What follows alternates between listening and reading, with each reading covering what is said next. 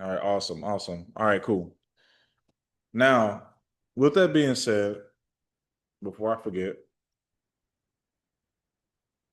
okay. All right. So with that being said, let's go ahead. Let's go ahead and get into the meat and potatoes of what we're looking at. Okay. So boom, we have it looks like a fairly recent application, a couple months ago, whatever, right? And it's going to tell us as much data as they possibly can. Okay. But now you can line yourself up with these specific profiles and say, okay, this is probably around what I'm going to get or going to receive. Okay. Now, for example, let's take this individual. Okay. So the annual income is 62,500. The credit pool the credit pool is from Experian. So that means that they saw the notification of where it was pulled from, and it was pulled from Experian itself. Okay. And then also as well, we have the amount that they were approved for, right? Around 5,000 with 880 credit score, credit age or credit history was 5 to 10 years. Okay. Now, with that being said, they applied through the Credit Karma guarantee, and this was their second application for a card on that specific day. Okay. Now, what this means is Credit Karma, which is a third party database, was a data collection agency. That's what it is, right? Recommended this card to the specific customer, and then they went ahead and did the application. That is not how you apply for personal credit cards or business credit cards, guys. You always, always, always apply with a banker or a rep directly. Okay. When you guys are in my funding program and it's time to go acquire capital, what will happen is we will put you guys in email threads with people that actually work at the bank so that they can literally in real time look at your application and help you get as much money as possible with that specific card or with that specific lending product. Okay. Now, moving on. All right. So this person, made six figures. They got 3K. This one didn't get approved at all. No approval, non-approval, non-approval. So guys, this isn't what I love about this site, guys, is that this isn't just a site that's just like, hey, we just only want to show you like good stuff. They will show you the good, the bad, the ugly, and the in between. Okay. And also as well, these comments and various things is all custom to the users, right? So all of us on this call right now, there's no reason why we would submit any information that was just like, okay, yeah, we're not going to give out the sauce. Like, hey, if I applied for this car and I was like, hey, well, actually, I may have gotten a higher limit, but I already have four cars or whatever. I would add that detail in there, and that's what a lot of times you'll see these comments. They're adding in those extra details just so you guys can be put on game. As well, right? Additional notes. Okay. Now, with that being said, there's 7 pages of approvals and denials. Okay. 7 pages. So you can take, like I said, take that information and then see, okay, is this a car that I think that I feel confident about applying for? If the answer is no, move on to the next card. Okay. Now, we're not going to talk about groceries and restaurants and all that type of stuff. I want to talk to you guys about about the travel cards. Okay.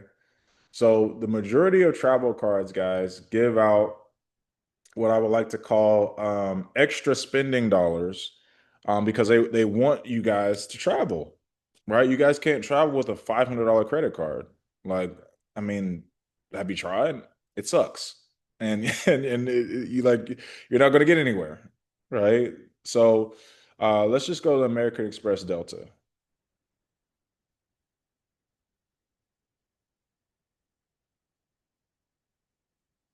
All right. Now, if you guys know anything about American Express, they typically will pull from Experian. Okay. And also as well, what I do like about this specific card, you'll get anywhere from like 15,000 to, I don't know, I've seen a card for like 40,000, 50,000 as well. And then also, I've seen some programs get upgraded to where they don't have a limit at all. Okay. So like I said, once again, it shows you the approximate credit scores. Okay, this person has a 640, has a 654. You have no business applying for anything American Express with that kind of credit score. It's not going to happen. Okay. For American Express, you guys want to at least be at 690. At least at 690. Like, what is it? 620? Like, are you serious? Like, I think they were just applying for stuff. Okay. We can just keep going through here. But like I said, typically you'll see multiple accounts that's around like, 20, 25,000, like around there is what you'll be looking at, guys.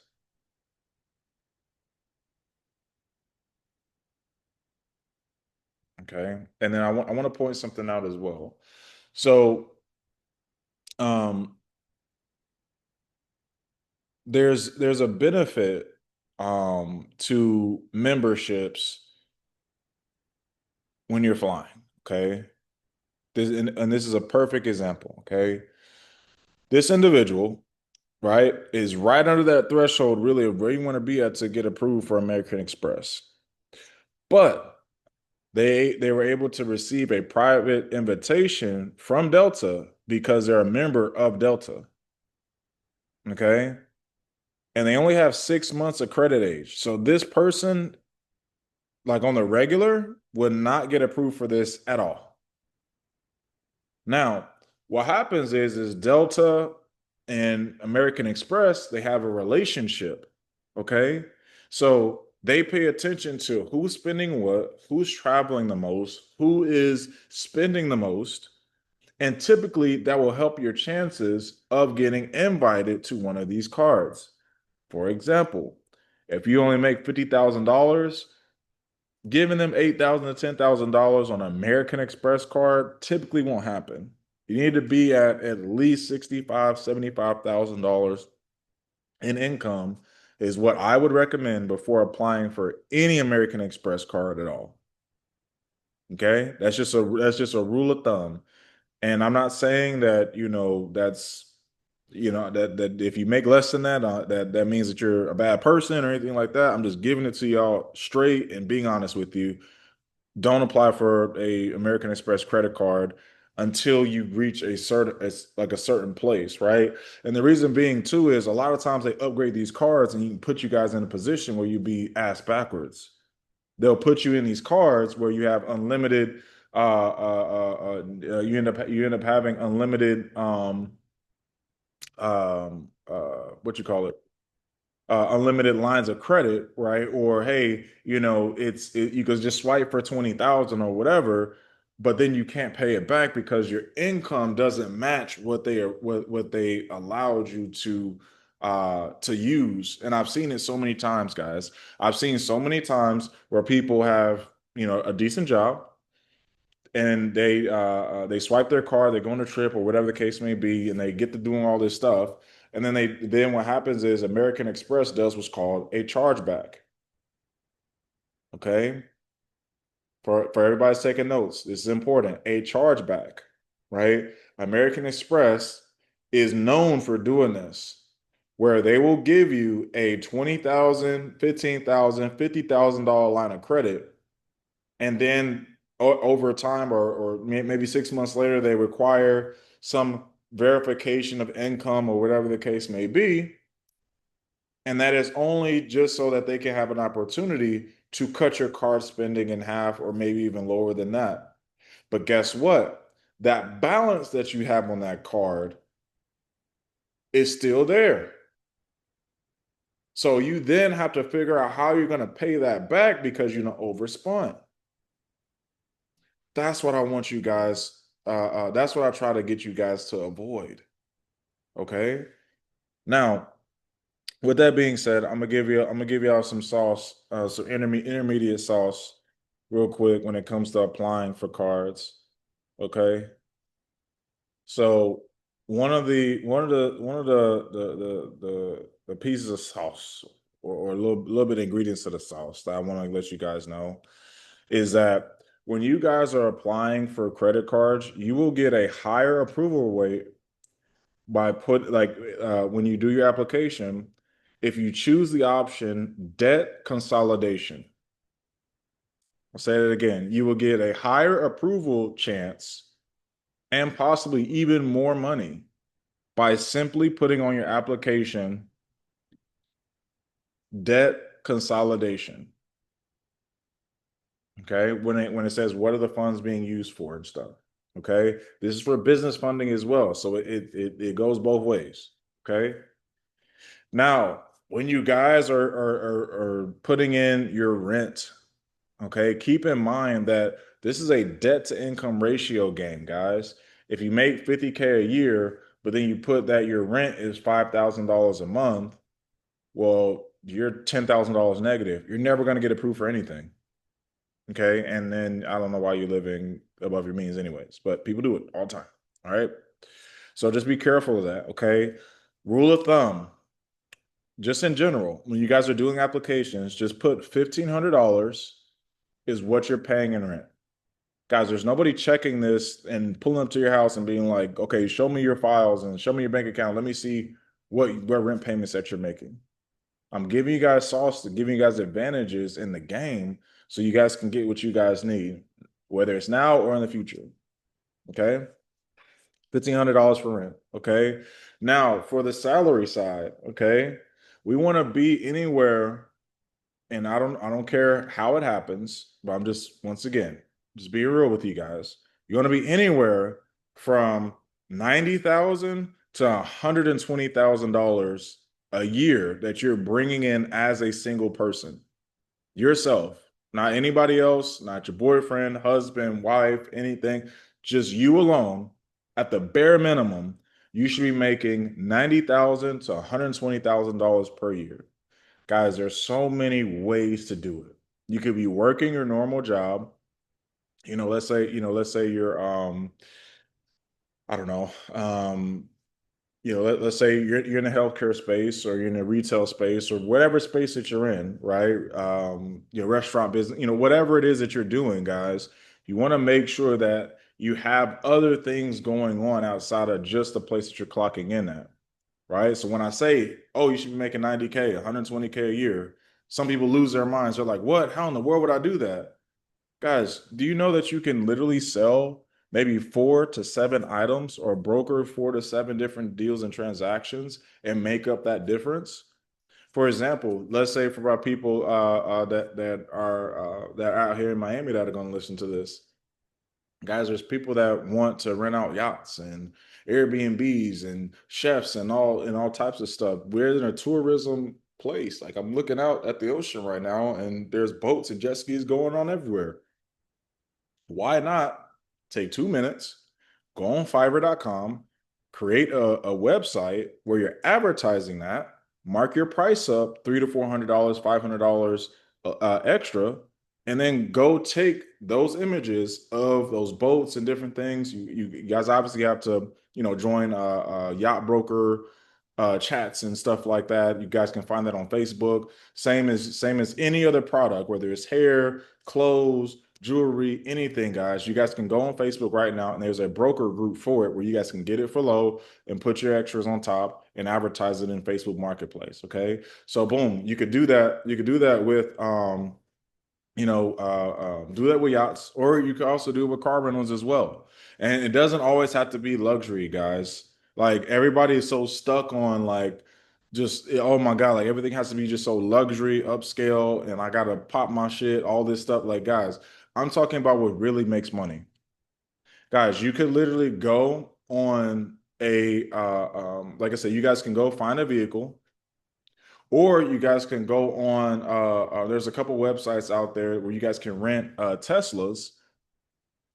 And then essentially you guys can rent out those Teslas on Turo and make $500, an extra $1,000, $2,000 a month. You gotta be resourceful, guys. That's an extra $24,000 to $30,000 that I just talked about. Just sitting right here with you guys. The money is there. You just have to just go apply yourself, do the research, do the homework, actually go get it done. And if you guys need help with any things that I've shared, let me know, because these are all things that I do as well. Guys, yes, I do Airbnbs, hotels, credit, funding, this and the third. And every now and then somebody hits me up for a yacht because they know that said lives in Miami. I'm not turning down nothing.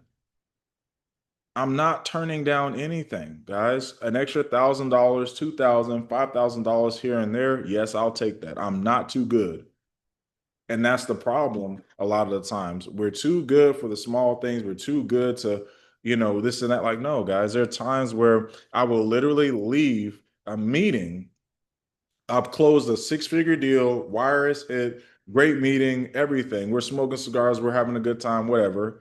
And then I got to go pick up $2,000 somewhere because someone's renting out a car, because someone is wanting to buy some, me to middleman some jewelry or a yacht or this and that. Like, guys, I'm never too big, never too big for those things, because I remember those times, I remember those days where I wished, I wished that I had a customer. I wish that I had somebody that was looking for a yacht that day. I wish I had somebody that was looking for a car that day.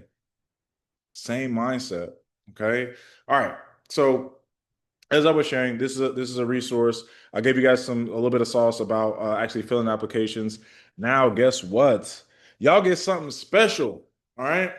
Now, I remember I was sharing, which I don't know if you guys saw my Instagram story today, where someone got $30,000. Guess what, guys? TD just came out with a brand new funding product.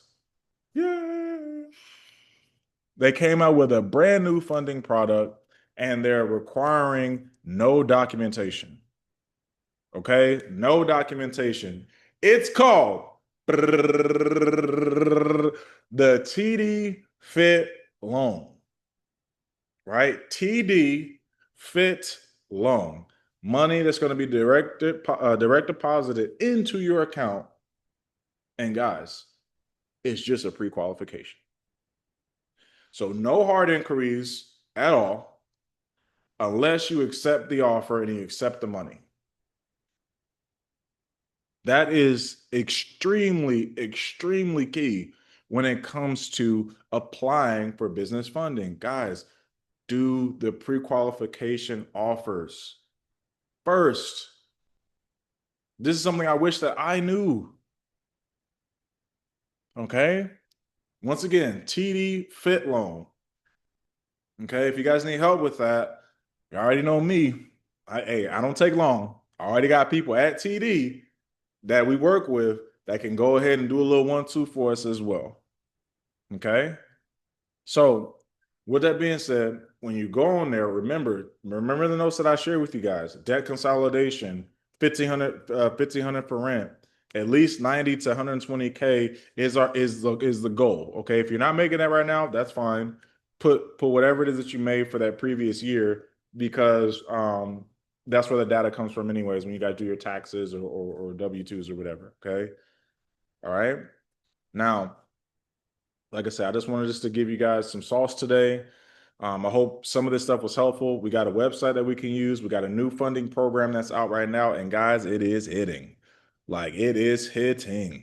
Like, one of my clients that the client that got that 30K that I posted, I mean, cards maxed out, utilization all over the place, debt to income ratio was out of whack, and boom, 30,000. Could you use extra 30K? Do you know somebody that can use extra 30K? If so, let me know. I'm paying 30% of any deals that you guys bring, meaning we charge 10% based off the amount that we get a client funded.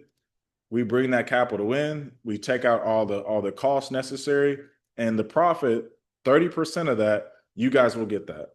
Now we're giving you guys the opportunity to make a full-time income by simply sharing clients, and bringing us business. Ain't nobody doing that. I'm telling you, I've been around them all. No one's doing that. Okay. All right, guys. So let's get it. I love you guys. I appreciate you guys. If you guys have any questions for me, holla at me. Let me know. Peace.